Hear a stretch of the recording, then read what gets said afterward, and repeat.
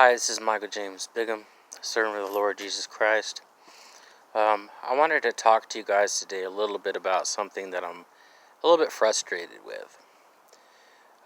It comes to the point of setting up your account for your Microsoft account for your Windows Word or your Windows Office 365, or pretty much any account that you are setting up for any particular software from Microsoft. I noticed that they're no longer asking you questions as far as previous passwords to verify your password so you can recreate your password to access your account. The problem that I'm having with that is they're no longer asking that. So how could I reset my password to gain access to my account so that I can download on a new computer Windows Office 365 that I had already paid for, and that was still good up to I'd say several months.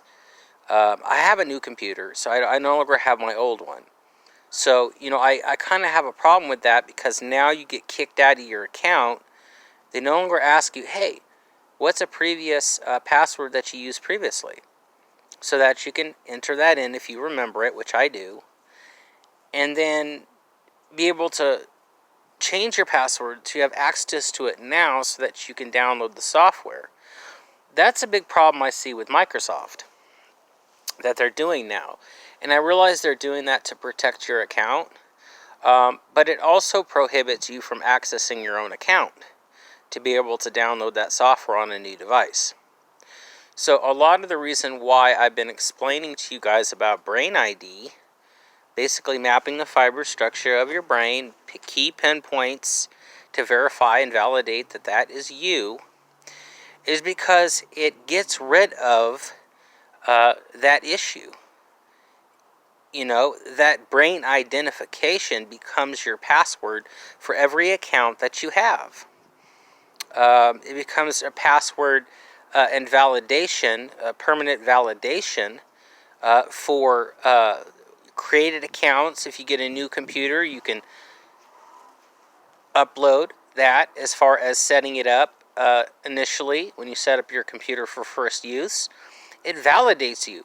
So it doesn't matter if you get a new computer or not, that Brain ID is going to be in the AI server system. So if you get a new computer, you set it up, it automatically connects to the service saying, oh, that's you. That becomes your password. That validation becomes your password. So there's no need to try to remember passwords.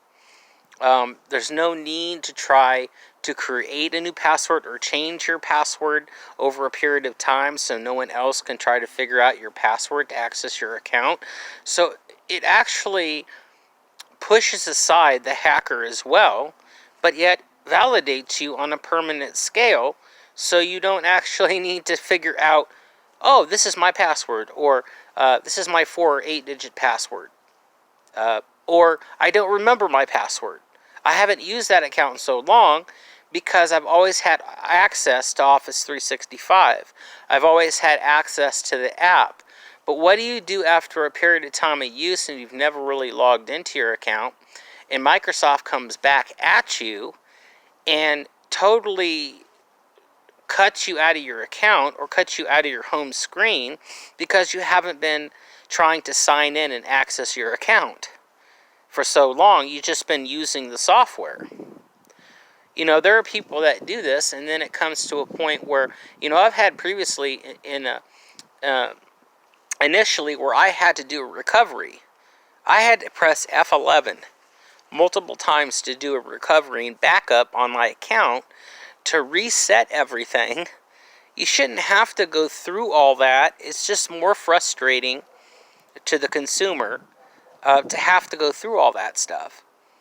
And for me, I kind of see it as Microsoft not only securing your account so that not even you can access it, but it's another way for them to make money, because then you have to get the software, you have to pay for it again, or they offer you a free trial, which can actually be more of a scam than anything else, because that free trial only lasts a month, but yet once it goes haywire, as far as not being able to access that free trial, you now have that software in your account where you're not protected anymore from Microsoft, and hackers can come in and try to use that software, that free trial software, in such a way that can hack your computer.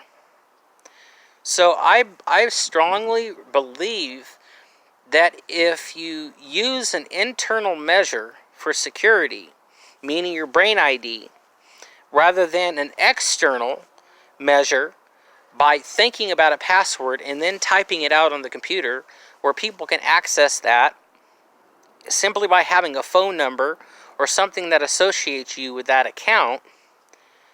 I mean, this is the problem. We're using internal thinking and then externalizing it with our fingers, and it becomes accessibly visible to other people. But that brain ID does not become accessibly visible to other people. And a lot of the reason why is because AI, artificial intelligence, controls the access of granting it or denying it based on if that fiber structure ID matches you. Basically, if you use an internal measure without having to externalize it, that becomes secure. And I try to explain this with you guys multiple times, and I don't understand why so many people are not really applying what I'm saying in this day and age. Because if they do, then it resolves not just the hacking issue, but it resolves the identity issues that we have in our culture when it comes to computing. It resolves that issue. It becomes a permanent measure of security, because AI and the servers then can validate that's you on a consistent basis. You can simply buy a new computer, set up your brain ID if your computer somehow gets broken, lost, stolen, or some measure to the point where it does not work anymore, your computer. You can simply buy another computer and then set up your computer using brain ID, using that validation, and the servers save that information and recognize it's you once you set up that computer again. So then, instead of having to buy internet security, Norton, McAfee, or any other internet security, instead of having to do that, you don't need McAfee anymore. You don't need Norton anymore. You don't need these online securities, because that validates you. That brain ID validates you. And by getting rid of the keyboard and mouse, you actually permanently put yourself in a position not to be hacked by other users, because they don't have access through what's in their mind and then externalizing it with their hands. They can't try to figure something out because they don't have that keyboard and mouse to access that. It's all thought control technology. It's all using the cognitive thought to be able to control your operating system, to be able to have access to the servers, programs, software, applications, etc. I don't understand why people are not, and if people are recognizing this concept that I've come up with, they're not using it. They're not using it. I would rather someone get off their butt and help me pay for it, because I'm stuck in a situation where I'm on Social Security disability. I don't have a job. Because of my autism and my social deficits, people have rejected me in the workplace, because I do struggle with social communication, and it's hard for me to get my point across without having some form of narcissism. So nobody really wants that in a work environment. So I'm stuck on disability, which I can't afford to do any of these things. But if someone were to come to me and say, hey, I love your approaches, I love your ideas, let me help you by putting some money in the pot, and if what you're saying is so applicable and will work, then I will give you more money and more money and more money to help you be able to approach these in a situation where it becomes a reality. I think these ideas and concepts that I have are so enormously important for solving many of our problems in our culture as far as internet security, not just the financial thing that I come up with NeuroDollar, but for someone like with me with autism, I kind of feel like I'm being pushed aside, and maybe somebody out there does like my concepts, but they're going to use them, but they're not going to tell me. And when you do that, you don't have my way of processing thought. You don't have my intentions, my creativity, because I come up with a solution and then I come up with a better idea on top of that. I keep coming up with better ideas on top of that. I just keep coming up with them. And, basically my concepts are my own. My ideas are my own. I do tend to look at other people's approaches, but I change the methods of their resolve to resolve the issues that they seem to have come to a defeat in. That's how I do it. I look at difficult situations. I look at difficult problems. I love looking at difficult problems and resolving them because I simply understand how to resolve them. If only I can get someone to understand that, and reach out to me and say, look, I understand your lack of some things, but I understand your gifts in these areas, and I just hope and wish that I could help you utilize them to your best ability. And maybe it's the fact that some people just simply don't believe me because they're stuck in a technological mindset that says no one has ever been able to resolve these problems or conflicts that we have. We simply just put a solution on it that's not permanent, and then another conflict comes out. What do? We simply put another solution on it that's not permanent, but that resolves the issue at hand. But then another issue comes up. You see that problem? When it comes to that kind of thinker, they don't put permanent solutions on the issue so that conflicts never arise again. They don't think about those things, about what could permanently resolve it. And that's the kind of person I am. I believe I have something to offer the technical world. I believe I have something to offer the community, the government, businesses, if only they'd give me that opportunity in doing so. And I know that businesses don't like listening to people that are narcissistic and think they have all the solutions and answers. They like everybody to work as a team, solving problems. But that's just one of those things. I think that if they want to resolve the issues on a permanent basis, they're going to have to be able to accept the fact that I do it a certain way for a reason.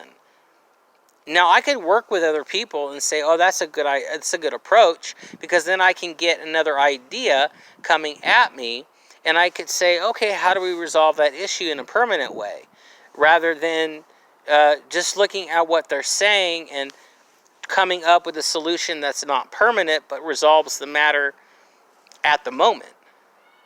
I really want to look at permanent solutions and concepts to resolving many conflicting issues in our culture, in our economy, in technology, everything. And I hope and wish that people would kind of listen to what I have to say rather than just looking at the fact that, I don't necessarily have a high school education or a diploma, but look at the fact of my gifts.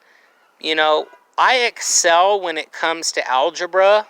I excel when it comes to perceptual reasoning.